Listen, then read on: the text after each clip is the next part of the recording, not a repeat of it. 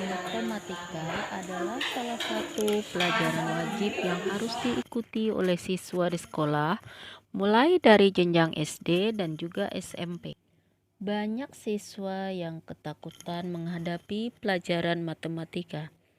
Para siswa memilih diam saat belajar matematika. Bahkan ketika diberi kesempatan bertanya, tidak banyak siswa yang mau mengangkat tangannya untuk bertanya, meskipun mereka belum paham pelajaran. Begitu juga ketika ada hal baru atau ide yang harusnya mereka sampaikan. Jarang ada yang mau melakukannya dengan alasan malu ataupun takut salah. Ketika belajar mengenai bangun geometri dan sistem koordinat, mulanya kebanyakan siswa mengikuti materi pelajaran terkesan seadanya. Mereka menggambar tanpa menggunakan alat, seperti penggaris dan juga buku perpetak. Padahal para siswa sudah diberitahu sebelumnya untuk menyediakan alat tersebut.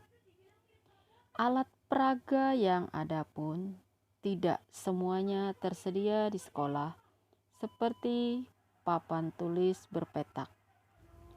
Akhirnya, untuk menyiasati permasalahan tersebut, dipilihlah ubin lantai kelas sebagai pengganti buku berpetak.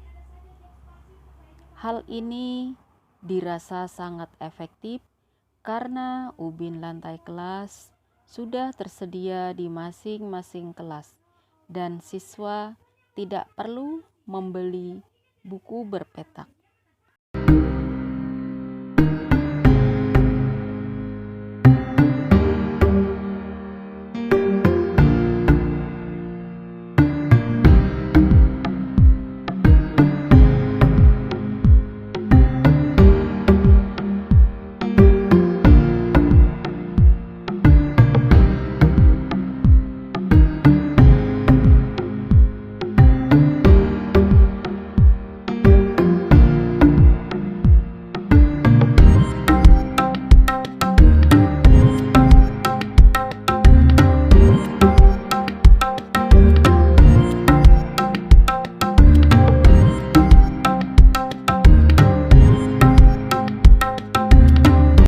Dan ternyata hasil belajar siswa mengalami peningkatan yang signifikan.